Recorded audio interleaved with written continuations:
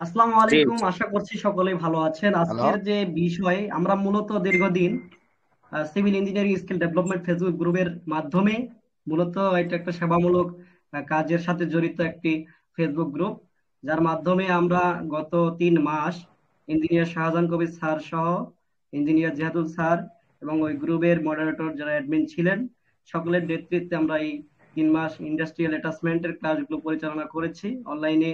আশা করছি যারা এখান থেকে শিখেছেন, জেনেছেন, অনেক ভালো কিছু জেনেছেন আশা করছি, এই আশা করছি, এই আশা ব্যক্ত করছি। যাই হোক, আজকের যে মূলত টপিক, আমাদের সাথে যুক্ত আছেন এই মুহূর্তে ইঞ্জিনিয়ার শাহজাহান কবির স্যার, সেই সাথে আমাদের গ্রুপের মডারেটর মোস্তফা কামাল ভাই।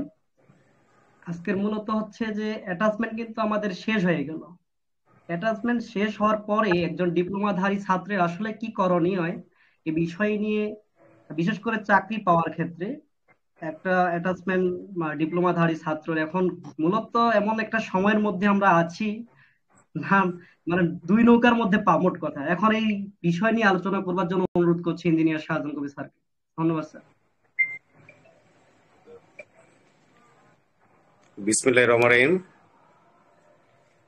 Civil engineering skill development Facebook group কর্তৃক অনলাইন ইন্টার্নশিপ কোর্সের সমাপনী দিনে আমি উপস্থিত হতে পেরে খুবই আনন্দিত এবং সেই সাথে গর্বিত।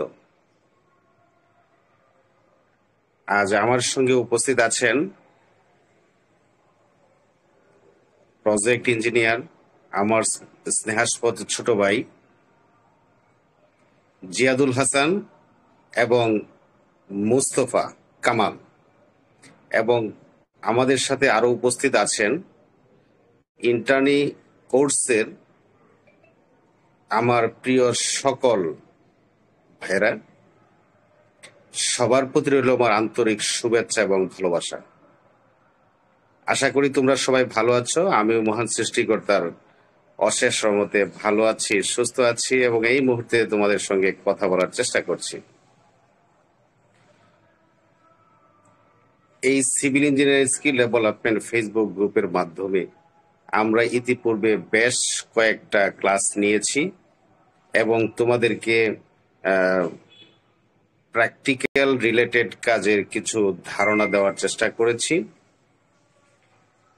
তোমরা যারা আমাদের এই ক্লাসগুলা করেছো এবং যারা করো নাই, সবার প্রতি আমার ভালোবাসা রইল।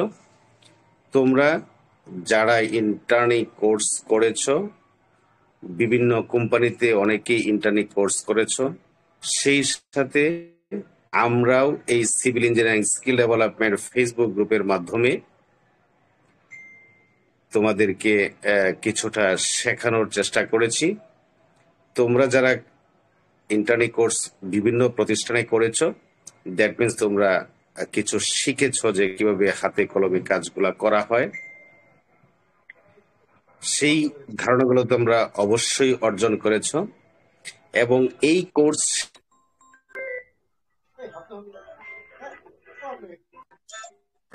এই কোর্স শেষে তোমরা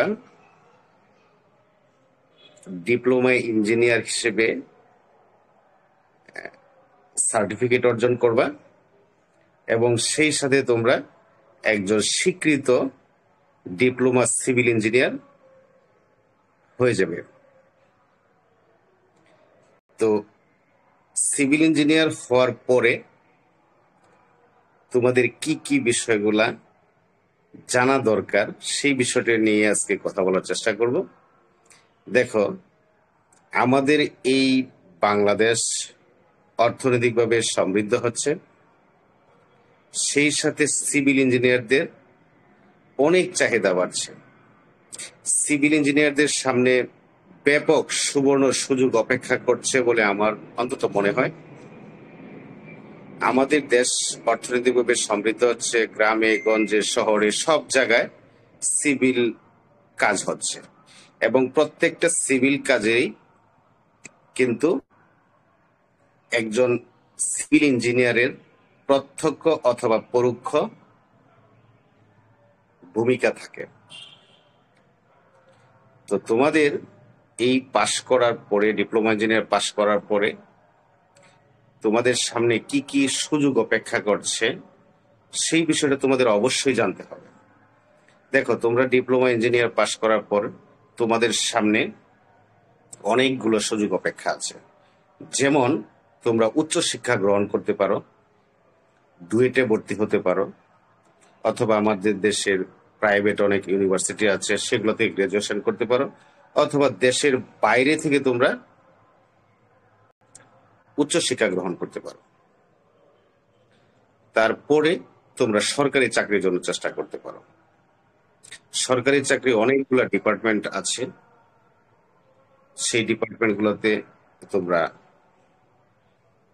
অ্যাপ্লাই করতে পারো। রোডস এন্ড হাইওয়ে আছে, এলজিডি আছে, পিডাব্লিউডি আছে, সিটি কর্পোরেশন আছে, বিভিন্ন ডিপার্টমেন্টে তোমরা সরকারি চাকরির জন্য চেষ্টা করতে পারো। তার পরবর্তীতে তোমরা, যারা সরকারি চাকরি হবে না তারা তো আর বসে থাকবে না, তারা প্রাইভেট সেক্টরে কাজ করতে পারো।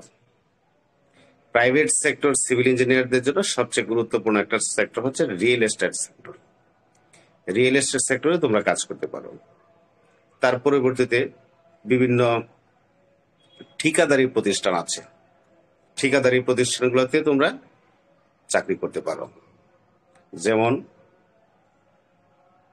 ঠিকাদারি প্রতিষ্ঠানের মধ্যে কোনো ঠিকাদারি প্রতিষ্ঠান রোডস এর কাজ করে, কোনো ঠিকাদারি প্রতিষ্ঠান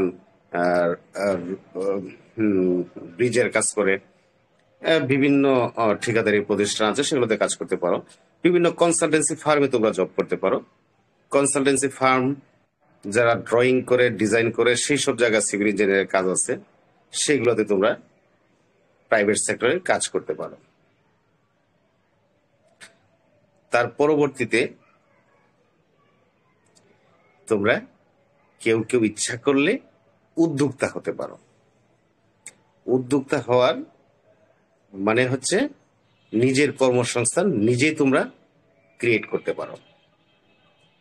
হ্যাঁ, এই কাজগুলা তোমাদের সামনে অপেক্ষা করছে। তোমাদের সেই কাজগুলা জানতে হবে যে আমাদের কোন কোন জায়গায় আমাদের কাজগুলো আছে। এখন আসো, তোমাদের এই কাজগুলা করার জন্য তোমাদের কিছু স্কিল দরকার আছে। হ্যাঁ, প্রাইভেট সেক্টরে হোক, গভর্নমেন্ট সেক্টরে হোক, চাকরির ক্ষেত্রে ভালো করতে গেলে তোমার কিছু স্কিল দরকার আছে। স্কিলের মধ্যে আমি যে বিষয়টা বলার চেষ্টা করি, প্রথমে নিজের পেশাটাকে ভালোবাসতে হবে। তারপরে ওয়ার্কিং স্কিল লাগবে। ওয়ার্কিং স্কিল একটা বিল্ডিং শুরু থেকে কিভাবে শুরু করতে হয়, শুরু করার পূর্বে কি কি প্রসিডিউর মেনটেন করে প্রজেক্ট আমরা শুরু করি, তার পরবর্তীতে কোন কোন ধাপে আমরা কাজগুলা করি, যেমন সার্ভে করি, সয়েল টেস্ট করি, পাইল করি, হ্যাঁ, মাটি কাটি, কলাম বেস করি, সেই ধারাবাহিকভাবে সেই কাজগুলো তোমাদের জানতে হবে। আমি আশা করি তোমরা ইতিমধ্যে ইন্টার্নি কোর্সের মধ্যে তোমরা আসলে সেই বিষয়গুলা শিখতে পেরেছো। তার পরবর্তীতে স্কিলটা হচ্ছে কমিউনিকেশন স্কিলটা খুবই গুরুত্বপূর্ণ একজন সিভিল ইঞ্জিনিয়ারের ক্ষেত্রে। কমিউনিকেশন স্কিলটা, একটা প্রজেক্ট যখন তোমরা পরিচালনা করবা, প্রজেক্টের দায়িত্ব পাবা, তখন সেটার মধ্যে অনেকগুলা লোক জড়িত থাকে। তোমার সিনিয়র অফিসার থাকবে, সিনিয়র ইঞ্জিনিয়ার থাকবে, ম্যানেজমেন্ট থাকবে, হ্যাঁ, সাব কন্ট্রাক্টর থাকবে, ফোরম্যান থাকবে, ওয়ার্কার থাকবে, সবার সাথে সমন্বয় করে তোমাদের সেই কাজগুলা করতে হবে। হ্যাঁ, কমিউনিকেশন যার যত ভালো থাকবে সে তার চাকরির ক্ষেত্রে তত ভালো করতে পারবে বলে আমার বিশ্বাস। তার পরবর্তীতে আসে প্রেজেন্টেশন স্কিল, একটা খুবই গুরুত্বপূর্ণ স্কিল। প্রেজেন্টেশনটা হচ্ছে কোনো একটা বিষয়কে, বড় বিষয়কে সাজিয়ে গুছিয়ে ছোট করে মানে উপস্থাপন করা হচ্ছে প্রেজেন্টেশন স্কিল। তোমরা সাইটে যখন জব করবা তখন দেখবে সারাদিনে অনেকগুলা ঘটনা, প্রেক্ষিতে অনেকগুলা ঘটনা হয়, অনেকভাবে আমরা কাজগুলা করি, কিন্তু যখন তুমি দিন শেষে রিপোর্ট করবা তোমার ঊর্ধ্বতন অফিসারকে, বসকে, তখন তুমি অল্প কথা সুন্দর করে সাজিয়ে গুছিয়ে কথাগুলা বলতে হবে। সেটি হচ্ছে প্রেজেন্টেশন স্কিল। তার পরবর্তীতে আরো কিছু কিছু সফট স্কিল আছে। সফট স্কিলের মধ্যে হচ্ছে তোমাকে অনেস্টি থাকতে হবে, সততা নিয়ে কাজ করতে হবে, তোমার দায়িত্বকে অবহেলা করা যাবে না, এবং তোমার ড্রেস আপটা ভালো হতে হবে, যাতে একজন ইঞ্জিনিয়ার, সিভিল ইঞ্জিনিয়ার এবং ওয়ার্কারের মধ্যে পার্থক্যটা বোঝা যায়। সেটা হচ্ছে সফট স্কিলের মধ্যে, তোমার সেই সফট স্কিলের মধ্যে সেই বিষয়গুলো পড়বে। আরেকটা বিষয় তোমার দরকার, নিজেকে তোমার প্রোঅ্যাক্টিভ হতে হবে। প্রোঅ্যাক্টিভ একটা বিষয়, যাই ঘটুক না কেন সব মনে করতে হবে যে আমার জন্য হয়েছে।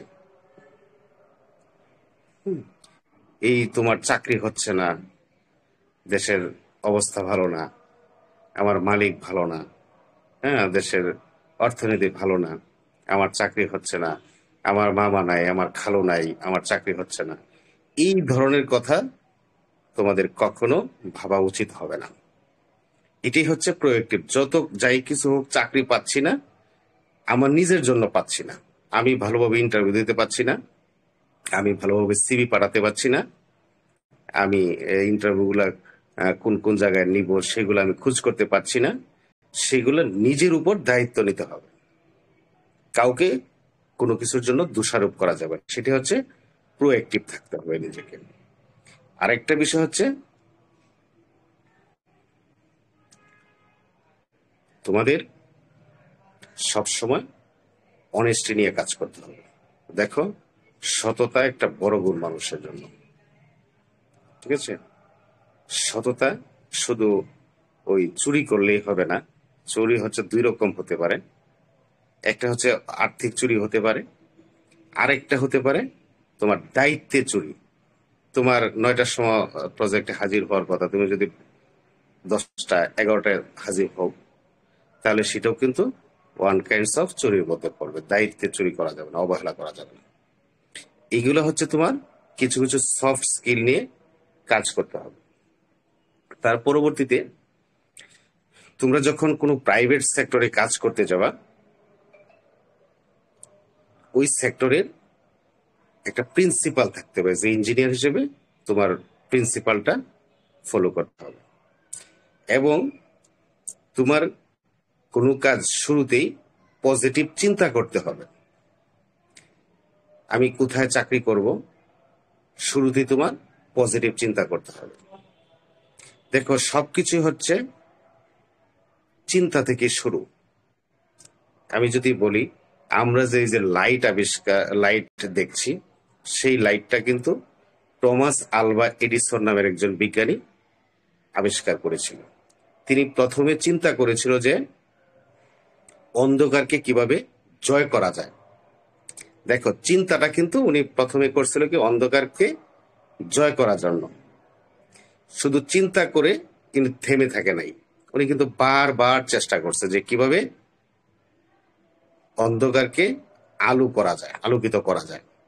বারবার চেষ্টা করার ফলে উনি কিন্তু 10,000 বার চেষ্টা করার ফলে ওই বৈদ্যুতিক লাইটটা আবিষ্কার করেছিল। সেই জন্য আমি বলছি, তুমি তোমাদের শুধু মানে চিন্তা করলে হবে না, পজিটিভ চিন্তা করতে হবে যে আমি কি করব। সেই চিন্তার পাশাপাশি তোমাকে কিন্তু প্রতিনিয়ত চেষ্টা করতে হবে। তুমি যদি সরকারি চাকরির জন্য চেষ্টা করো, আমি মনে করি তোমার দ্বারা অবশ্যই সরকারি চাকরি করা সম্ভব। যদি প্রাইভেট সেক্টরের চাকরি করতে চাও, আমি অবশ্যই মনে করি তোমার দ্বারা প্রাইভেট চাকরি করা সম্ভব। তুমি যদি উদ্যোক্তা হতে চাও, তোমার দ্বারা অবশ্যই উদ্যোক্তা হওয়া সম্ভব। আমি একজন উদ্যোক্তা, শুধু আমি চিন্তা করেছিলাম বলেই আজ আমি উদ্যোক্তা হয়েছি। এবং শুধু চিন্তা করে আমি থেমে থাকিনি, আমি কিন্তু বারবার সেটা অ্যাপ্লাই করার চেষ্টা করেছি, কিভাবে আমি উদ্যোক্তা হতে পারি, আমি কিভাবে ব্যবসা করতে পারি। সেই প্রতিনিয়ত চেষ্টার ফলে কিন্তু আজকে আমার এই অবস্থা, সেটা আমি দৃঢ়ভাবে বলতে পারি।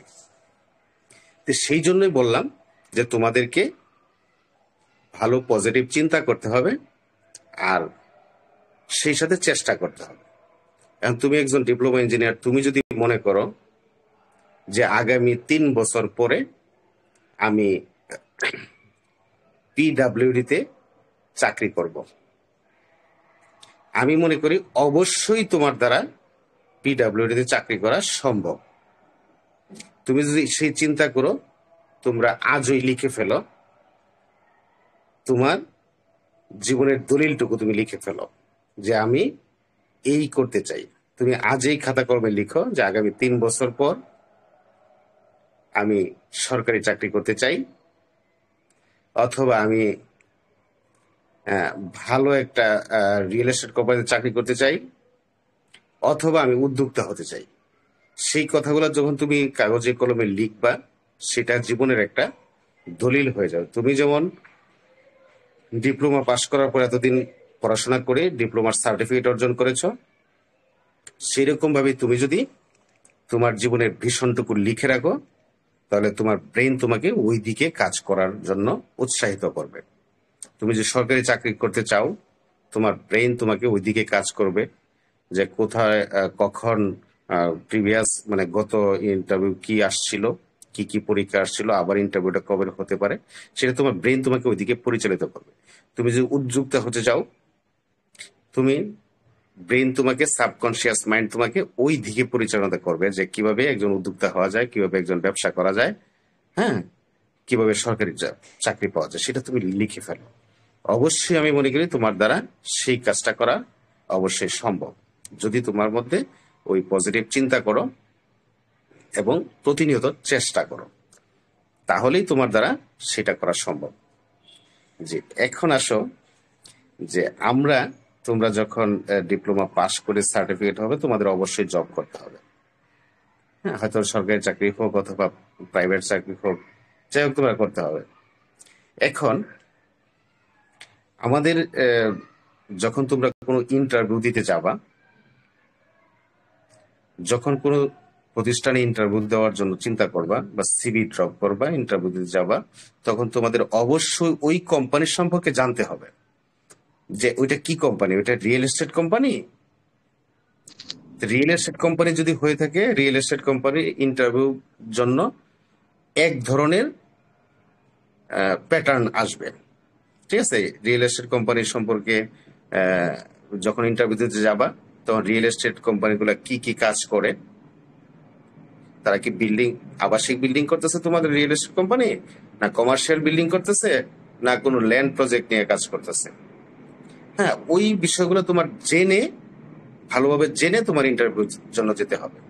যদি কোনো ঠিকাদারি প্রতিষ্ঠানে তুমি ইন্টারভিউ দিতে যাও, তখন তোমার ওই ঠিকাদারি প্রতিষ্ঠান কি কাজ করতেছে, যদি রোডস এন্ড হাইওয়ের কাজ করে থাকে, তাহলে রুটস সম্পর্কে তোমাকে প্রশ্ন করতে পারে, সেটা তোমার জেনে যেতে হবে। আর যদি তুমি ব্রিজের কোনো ঠিকাদারি প্রতিষ্ঠানের জন্য ইন্টারভিউ দিতে যাও, তখন তোমার জেনে যেতে হবে যে তারা ব্রিজ নির্মাণ করে, ব্রিজের জন্য কি কি ধরনের মানে কাজ করতে হয়, সেই ব্রিজ সম্পর্কে তোমাকে প্রশ্ন করতে পারে। সেই ব্রিজ সম্পর্কে তোমার প্রশ্নগুলো জেনে তোমার তারপরে ইন্টারভিউ বোর্ডে যেতে হবে, ঠিক আছে? তো এই যে কোম্পানিতে তোমরা ইন্টারভিউতে যাবা, মূল কথা হচ্ছে ওই কোম্পানির সম্পর্কে তোমরা আগে জেনে তারপরে তোমরা ইন্টারভিউ বোর্ডে যাওয়ার চেষ্টা করবা। এই হলো একটা ইস্যু। সেকেন্ড ইস্যু হচ্ছে, যখন তুমি ইন্টারভিউ দিতে যাবা কোথাও কোনো প্রতিষ্ঠানে, তখন তোমার মানে ইমপ্রেশনটা, গেট আপটা খুবই গুরুত্বপূর্ণ।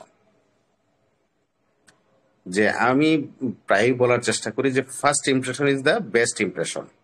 যখন তুমি যাবা, তখন তোমার গেট আপটা ভালো হতে হবে, তোমার ড্রেস আপ ভালো হতে হবে, জামাগুলো আয়রন করা থাকতে হবে, চুলগুলো আশ্রাইতে হবে, শেপ করতে হবে, বা যাই তোমরা করো, যে গেট আপটা ভালো সেটা তোমার বোঝাতে হবে। কারণ যখন তুমি ইন্টারভিউ দিতে যাবা, তখন ইন্টারভিউর জন্য প্রথম 90 সেকেন্ড খুবই গুরুত্বপূর্ণ। আমি প্রায় বলে থাকার চেষ্টা করি, 90 সেকেন্ড গুরুত্বপূর্ণ। তার মধ্যে প্রথম 30 সেকেন্ড আরো বেশি গুরুত্বপূর্ণ। প্রথম 30 সেকেন্ড তোমাকে যখন ইন্টারভিউতে যাবা বোর্ডে, তখন তোমাকে উনি কর্তৃপক্ষ তোমাকে একবার দেখবে, 30 সেকেন্ড লাগবে, যে তোমার ড্রেস আপটা কেমন, তোমার আউটলুকিংটা কেমন, ঠিক আছে? ওইটা দেখার পরে তোমাকে একটা প্রাথমিক যাচাই করবে যে ওই ইঞ্জিনিয়ারকে দিয়ে আমার প্রজেক্ট চলবে কি চলবে না, এরকম একটা প্রাথমিক ধারণা অর্জন করবে। তারপরে দ্বিতীয় বিষয়টা হচ্ছে 60 সেকেন্ড, মানে 1 মিনিট। তোমাকে ইন্টারভিউ বোর্ডে যাওয়ার পরে তোমাকে শুভেচ্ছা বিনিময়ের পরে তোমাকে বলবে যে আপনার নিজের সম্পর্কে কিছু বলুন। তখন তোমরা যে বিষয়টা করতে হবে, তুমি তোমার নাম বলতে হবে, তুমি কোথায় পড়াশোনা করেছো। যদি তুমি ঢাকা পলিটেকনিকে পড়াশোনা করো, বলো যে আমার নাম আব্দুর রহিম, আমি ঢাকা পলিটেকনিক থেকে ডিপ্লোমা কমপ্লিট করেছি, আমি ওই ধরো বিটিআইতে আমি ইন্টার্নশিপ কোর্স করেছি। ওই প্রজেক্ট থেকে আমরা অনেকগুলো হাতে কলমে কাজ শিখেছি, যে কিভাবে সয়েল টেস্ট করতে হয় সেটা জানি, কিভাবে সার্ভে করতে হয় সেটা জানি, কিভাবে পাইল করতে হয় স্যার সেগুলো জানি, কিভাবে বেস কলাম করতে হয় স্যার আমি সেই বিষয়গুলো আমি জানি। তো এই বিষয়গুলো তোমার বলতে হবে। বললে ওই তোমার যে নিয়োগকারী কর্তৃপক্ষ তোমার কাছ থেকে এই কথাগুলোই আশা করে। তুমি এই কথাগুলো যখন বলবা তখন নিয়োগকারী কর্তৃপক্ষ চিন্তা করবে যে না, ওরে দিয়ে হয়তো ওই ইঞ্জিনিয়ার সাহেবকে দিয়ে আমার প্রজেক্টটা অপারেট করা যাবে। সে নিশ্চয়ই নতুন হলেও সে কিছু কাজ জানে।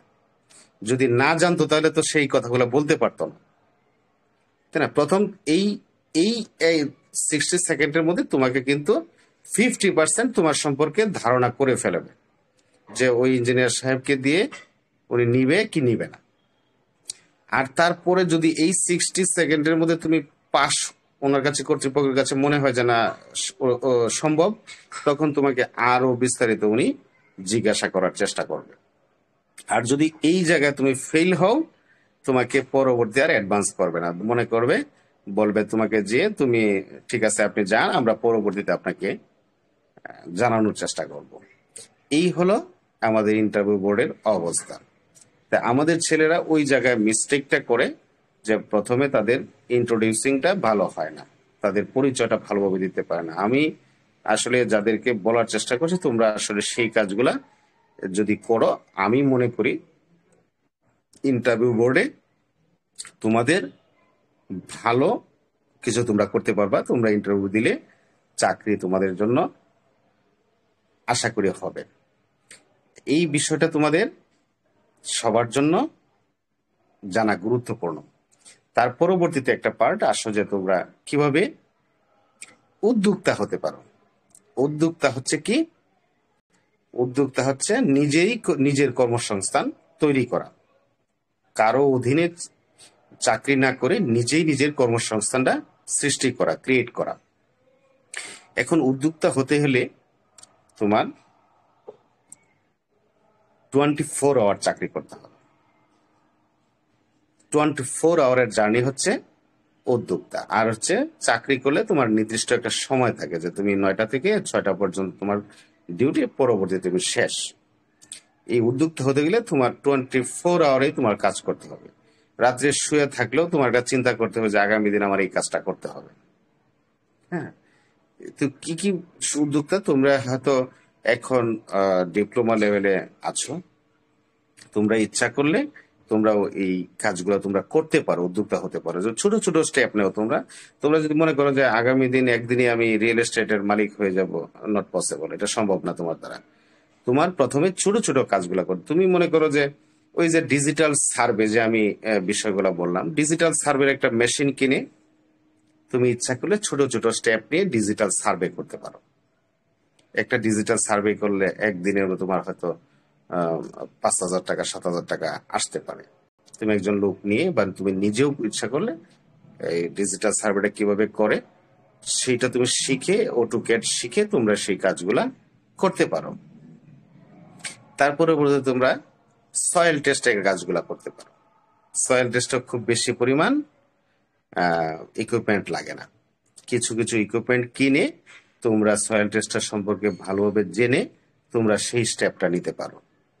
সয়েল টেস্ট যদি অন্য লোক করতে পারে, একজন নন টেকনিক্যাল লোক করতে পারে, তুমি যদি একজন মালিককে যায় বলো যে স্যার আমি টেকনিক্যাল পার্সন, আমি ইঞ্জিনিয়ার, আমি আপনার এই প্রজেক্টের সয়েল টেস্টটা করে দিই, ভালোভাবে আমি করে দিব, অবশ্যই আমার মনে হয় যে তোমার প্রতি ওই মালিক আস্থা রাখবে। ঠিক আছে, সেটা তোমরা ইচ্ছা করলে করতে পারো। তার পরবর্তীতে তোমরা কি করতে পারো? পাইলের বিজনেস করতে পারো। পাইলের একটা মেশিন কিনে তোমরা সেই পাইলের বিজনেসটাও করতে পারো যদি তুমি জানো। কিন্তু সেই বিষয়গুলো তোমার জানতে হবে। একবারে বড় স্টেপ নেওয়া যাবে না, ছোট ছোট স্টেপ নিয়ে তুমি আগে এই কাজগুলো করতে হবে। ধরো পাইল কাজ করে যারা সবাই হচ্ছে নন টেকনিক্যাল রুরাল টাইপের মানুষ, সেইটা তারা যদি কাজগুলো করতে পারে, তুমি একজন শিক্ষিত ইঞ্জিনিয়ার, তোমার যদি কমিউনিকেশন স্কিল থাকে, ভালো প্রেজেন্টেশন স্কিল থাকে, মানুষের সাথে মিশতে পারো, অবশ্যই তুমি সেটা তোমার দ্বারা সম্ভব। আমি মনে করি অসম্ভব না। তুমি যখন একজন ইঞ্জিনিয়ার পরিচয় দিয়ে একটা কাজের জন্য মার্কেটিং করবা, কেউ কাজ সার্চ করবা, কোনো মালিককে ফাইল করা দরকার, তুমি যা বলো যে আমি একজন ইঞ্জিনিয়ার স্যার, আমি আপনার ফাইলটা খুব ভালোভাবে করে দিতে পারবো, আমার মনে হয় তুমি অন্ততপক্ষে এই কাজটা পেতে পারো।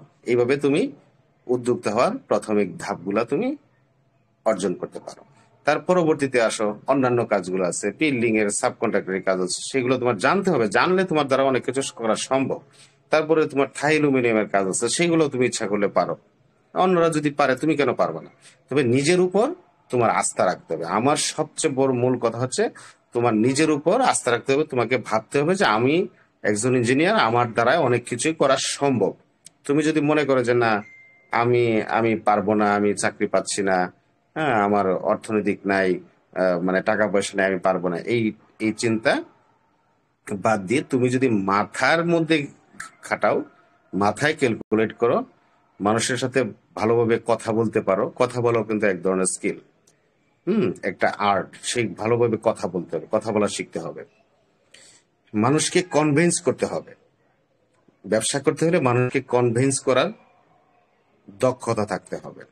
একজন মানুষকে দক্ষতা করতে হবে, এবং ব্যবসা করতে হলে অবশ্যই তোমাকে কোনো কোনো না কোনো কিছু সেল করতে হবে। দেখো, সব মানুষই না, ব্যবসার প্রথম শর্ত হচ্ছে সেল করা। তুমি যে কোনো ব্যবসা করো না, যদি সেল না করতে পারো তাহলে এই ব্যবসা কোনোদিন টিকবে না। শুধু এই তোমার ব্যবসা না, যত প্রকার বিজনেস আছে সবগুলোর মূল কাজ হচ্ছে ব্যবসা। তবে ব্যবসার কিছু প্রিন্সিপাল তোমার জানতে হবে, সেই প্রিন্সিপাল গুলো যদি জানো, তোমার দ্বারা ব্যবসা করা সম্ভব। আরেকটা বিষয় হচ্ছে, দেখো, বিক্রি করা শিখতে। বিক্রি মানে বলতে গেলে আমি সেই বিষয়টা বোঝানোর চেষ্টা করি তোমাদেরকে। বিক্রি ওয়ান কাইন্ডস অফ, সবাই কিন্তু কিছু না কিছু বিক্রি করে। এই যে তুমিও, আমি যদি রিয়েল এস্টেট ব্যবসা করি, আমি ফ্ল্যাট বিক্রি করতে হবে, এটা আমার টার্গেট। যদি ফ্ল্যাট বিক্রি করতে না পারি তাহলে আমার ব্যবসা টিকবে না। তুমিও যদি সয়েল টেস্টে বিজনেস করো, সয়েল টেস্ট তোমার করতে হবে, মানুষকে কনভিন্স করে সয়েল টেস্টের কাজগুলা করতে হবে। দেখো, আমি তুমি সবাই কিছু না কিছু প্রতিদিন সেল করি। এই যে আমি কথা বলছি, তোমার কথাটা শুনছো, এটাও কিন্তু আমি এই কথাটাকে তোমাদের কাছে সেল করতেছি, তোমরা আগ্রহ করে এই কথাটা শুনছো, তাই না? যদি তুমি চাকরি করো, চাকরিতেও কিন্তু তোমার সেল করতে হয়। যে নিজেকে ভালোভাবে সেল করতে পারবে তার কিন্তু বেতন বাড়বে, প্রমোশন হবে। যে ভালোভাবে সেল নিজেকে করতে পারবে না, সেল কি, নিজেকে সেল করা মানে কি, নিজের মেধাকে সেল করা, নিজেকে সার্ভিস সেল করতে হবে। সার্ভিস সেল করতে হবে, নিজের মেধাকে সেল করতে হবে। তোমার কমন সেন্সকে কাজে লাগে তোমার কাজগুলা করতে হবে। যার যত কমন সেন্স বেশি এবং যে যত নিজেকে মেলে ধরতে পারে, তুলে ধরতে পারে, নিজেকে সেল বেশি করতে পারে কোম্পানিতে, তার তত ডিমান্ড থাকে। এটা কিন্তু সব জায়গায় কিন্তু প্রতিনিয়ত আমরা কিছু না কিছু সেল করি। আর চাকরি করেন যে তুমি যদি তোমার প্রমোশন হবে, তুমি যদি বেশি নিজেকে ভালোভাবে মেলে ধরতে পারো, নিজেকে কোম্পানির কাছে তুলে ধরতে পারো, নিজেকে বিক্রি করতে পারো, বিক্রি করতে, মেধা বিক্রি করা। তুমি কিন্তু মেধা বিক্রি করো, চাকরি করতেছো, আমি ব্যবসা করতেছি, আমি কিন্তু প্রোডাক্ট বিক্রি করতেছি, তাই না? এবং ডাক্তাররা কি করে, সেবা বিক্রি করে। ডাক্তাররা তো আর কোনো প্রোডাক্ট বেচে না, তারা কি করে, এই তোমার, আমার ডাক্তার দেখছে আমার হার্টের সমস্যা, ডাক্তার দেখে প্রেসক্রিপশন করে ওষুধ লিখে দিল, দ্যাট মিনস কি, তার সেবা বিক্রি করলো। তা আমি কিন্তু ডাক্তারের কাছে গেলে 1000 টাকা ভিজিট লাগে, তাই না? ওই ভিজিটটা তারা কিন্তু সেবা বিক্রি করছে। যে ডাক্তারের ধরো এই বিক্রির পাওয়ার ভালো, হ্যাঁ, তার কাছে কিন্তু রুগী বেশি, তার ডিমান্ড বেশি, না? বড় সার্টিফিকেট দিয়ে ডাক্তার, সার্জন, তাদের কাছে কিন্তু আমার রুগী দেখাইতে গেলে তারা ফি বেশি নেয়, তাই না? ওই যে বেশি নেয়, তার মানে তার বিক্রির দক্ষতাটাও তত বেশি। মূলত বিষয় হচ্ছে কোনো কিছু বিক্রি করতে হবে। উদ্যোক্তা হলে অবশ্যই তোমাকে বিক্রি করতে হবে, অন্য সেক্টরে বিক্রি করতে হবে, কিন্তু উদ্যোক্তা হতে গেলে মাস্ট বি তোমার সেই বিষয়গুলা, সেলটা অবশ্যই জানতে হবে।